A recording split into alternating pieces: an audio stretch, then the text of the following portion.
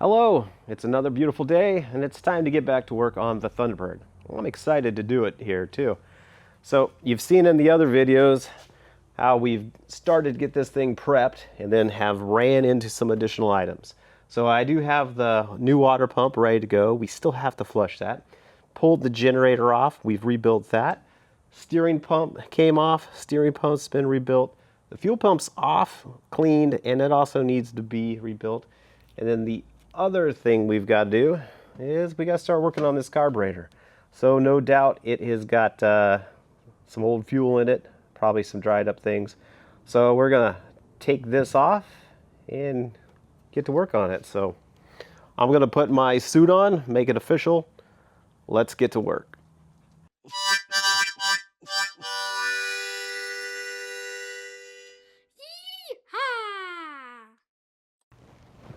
Now looking at this carburetor, it looks like it'll be fairly simple to take off. We've got this hot air coming off the manifold here so that it heats it up, and from a cold start perspective, you get adjustment there on the choke. We've got a few vacuum lines that are connected. Looks like 4 bolts, the throttle linkage. The fuel hose is already broke off, so don't have to worry about that. But looks like it'll be pretty straightforward to take off. Let's see if I can set you up and pull this thing. Lights, camera, and action! Go! Okay, I guess that might not have recorded, but we were able to take this off. So pretty straightforward in terms of taking it off. We had 4 bolts, a couple lines coming in here, the throttle linkage, and that's all she wrote. So we'll take this over to the table now and start the disassembly. I will go ahead and stuff some shop towels just to keep random things from dropping in there. Knowing my luck, that's what I'd do.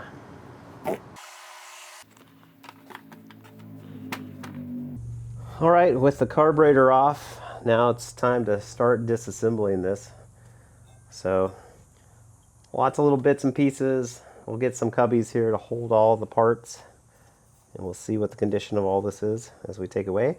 It seems pretty straightforward in terms of what needs to come apart. Mechanisms work slightly, or I guess fairly freely. So yeah, we'll start disassembling, and if something important comes up, we'll go from there.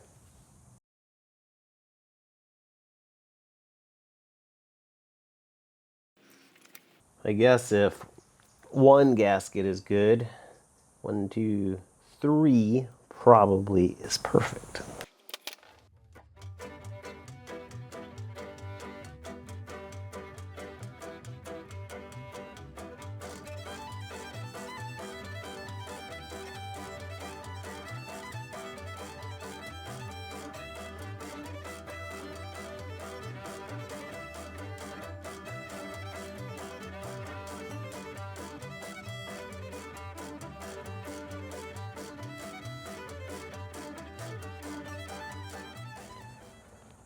Well, I hope this isn't dramatic foreboding, but as I disassemble here, there's some plastic pieces on this linkage that makes a person a little nervous there.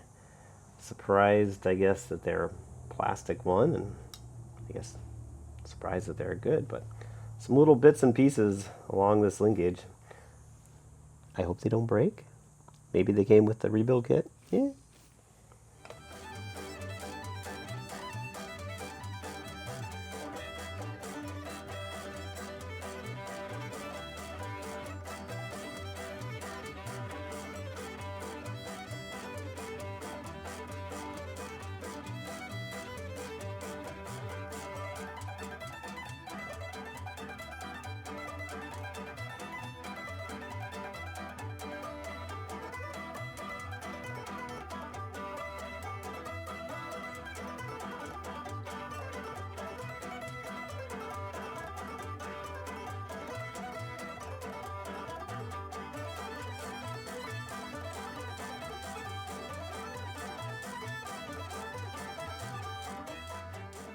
Well, if I got the cookie cutter sheet out, it's not time to bake cookies. It's time to clean parts. This carburetor is pretty darn nice inside. I've seen some pictures of ones online, and man, they're tough. There's a little rust in there. We've got just a little tiny bit of fuel. So when this thing got parked, apparently the fuel evaporated out pretty quick out of it. And there she sat. So a few little bits and pieces, some rat's turds in there. But we'll get this all cleaned up, and then we'll work on reassembling it.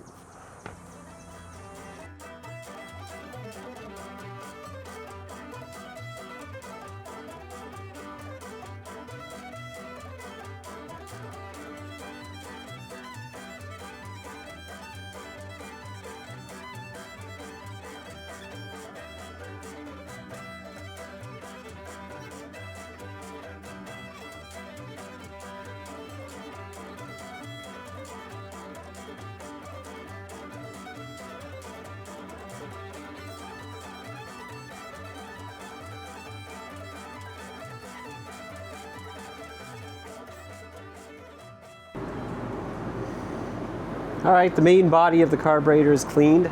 If you saw, I actually did two different things. I used just some regular Dawn detergent soap, still wool and brushes to clean off the bulk of the dirt and grime. And then afterwards, I went back with carburetor cleaner, cleaned it all out on that one.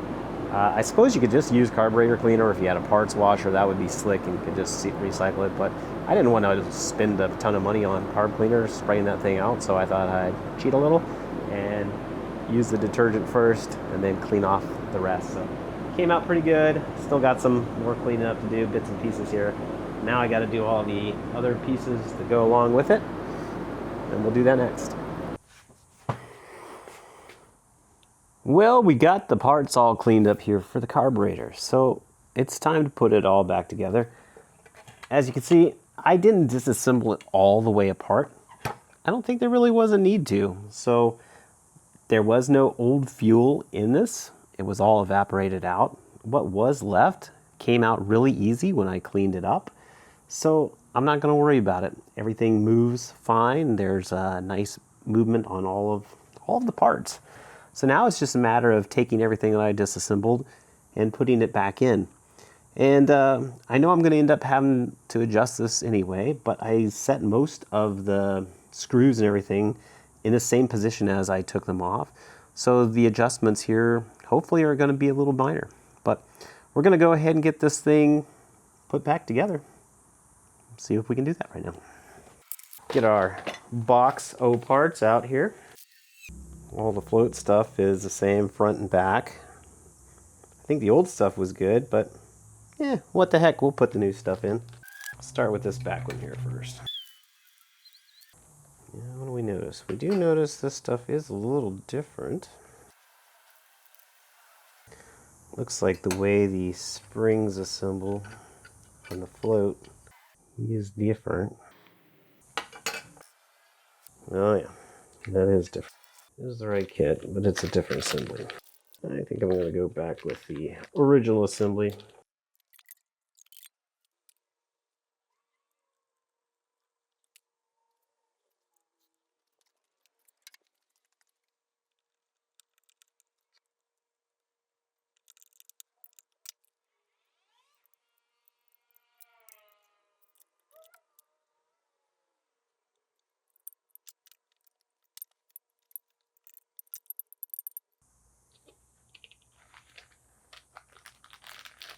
I am using the new gasket out of those new fill valves. The new fill valve has three separate, I don't know if you can see that there. It has three separate springs. I don't know if that's because there's two, but the installation diagram shows all three of them going on there. This one doesn't necessarily have the same hook, so I'm not going to worry about that.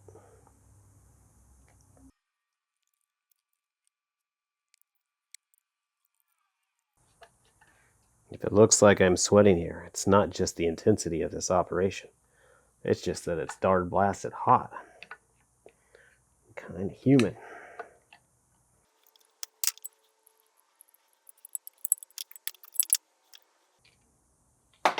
Nah. Of course I forgot something. What did you forget? The plunger. This ain't selling nothing without that plunger. Probably get lots of gas in there though. Alright, there's a new gasket for that. One of the tricks is just finding the right seal on these universal kits. Just a slight difference, but that little bevel makes all the difference in the world. There's a ball bearing that goes in there.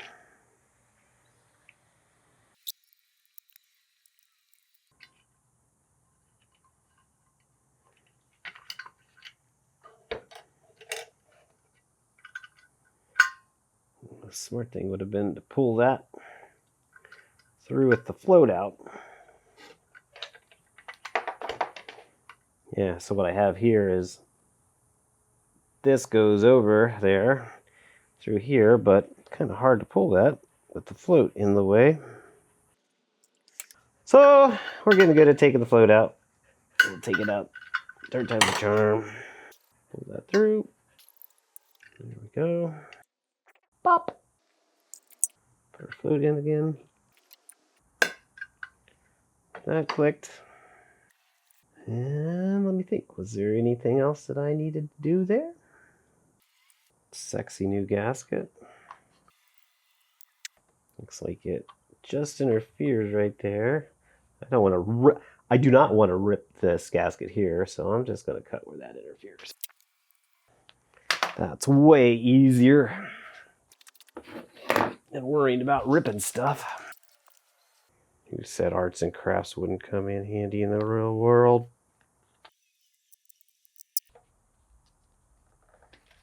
Ah, psych.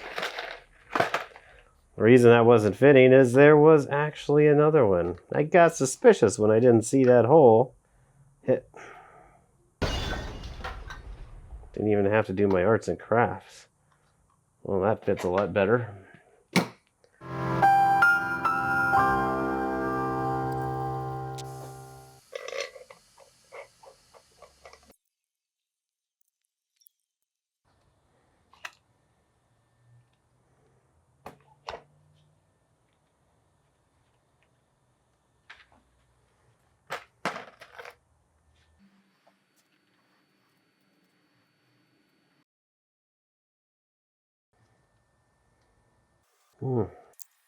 Is that a removable pin? Does it come with a pin? No. That pin is pinned. Okay, that little pin does not want to just pop right out. And I don't see in the bag of tricks that we got here anything that's supposed to take care of my little problem.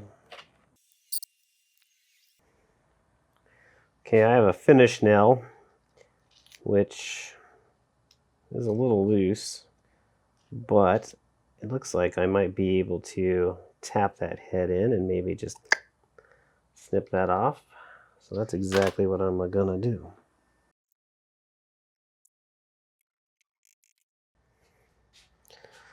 All right, tap that in. Looks like it got a pretty good pinch on it.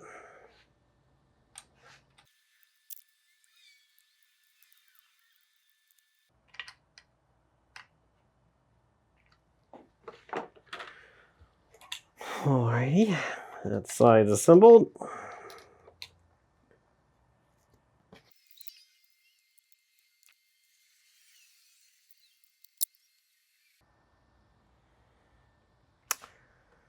It's a good thing I checked that before, because I couldn't remember if it was on the inside or the outside. It actually sits on the outside. Wow, wow. We do things nice because we do it twice.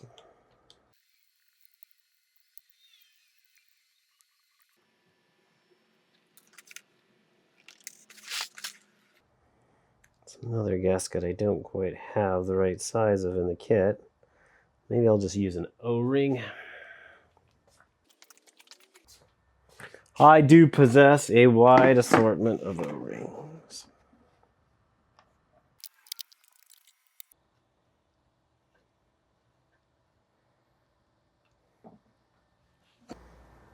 All right, got a few bits and pieces on it here. Still got some other pieces. This was not included in the kit, and this is not rebuildable, so I need to source another one of these. I think it's called the dash pot assembly. So I got to figure out where to find another dash pot assembly because that did not come with the kit. And that is still in the list of things to do. But we got the choke assembly still to do. We have the economizer to put on the bottom. So a few more things. We'll get that done there in the morning. The next day? All right, it's another day. Got a little more time here to finish putting together this rebuilt carburetor. So we're almost at the end of putting this thing back on. We've got the power pump to put on. We've got to put here the choke and the dash pot. This dash pot is actually not the one we're going to use. I'm just going to temporarily set it up in place. It no functions anymore, so we got a new one of these ordered on this one, but we're going to take a minute and we're going to put the rest of the stuff up, tie it on a bow, and we'll be done with the carburetor rebuild and get on to the next thing. Let's get to it.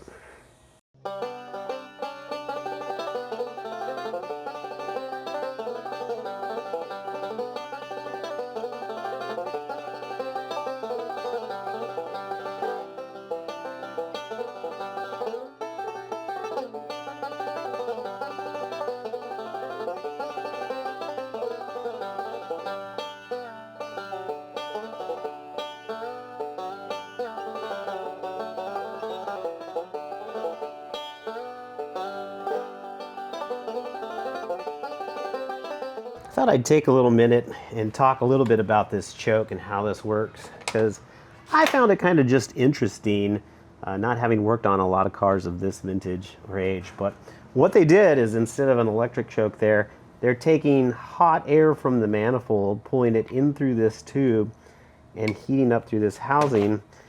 And as you can see, you've got your bimetal here that is going to expand as it gets hotter, and that's going to then move the lever here for your choke. So kind of an interesting way to take heat off the engine, pull it up through the manifold here, use it to manage the choke, and then voila, no electricity needed. Okay, I think we have the carburetor all taken care of. So we got the old dash pot put on, so we know we got a new one coming there. This is no longer doing the dash pot thing. It doesn't have any of the friction that we need to hold that accelerator as we come off of it. We've got our choke on. We've put, turn this around, put the air plate in front of the choke, which keeps the fan, which is always blowing, from getting on it. And we're basically set. We still have to get the fuel pump cleaned up. So stage one of making fire here, I think we're getting there in terms of getting the fuel. We've got the carburetor set to receive it. Now we got to get the fuel pump cleaned up so that it actually pushes it up and everything's good on that. So we'll be working on that next. That shouldn't take a ton of time to clean, but we'll make sure we do that, get all the fuel out. And oh hey, notice that? We got some gear. So if you like Jack Fixer and you want to sport them, please go ahead. But we better get to it. Thanks for watching.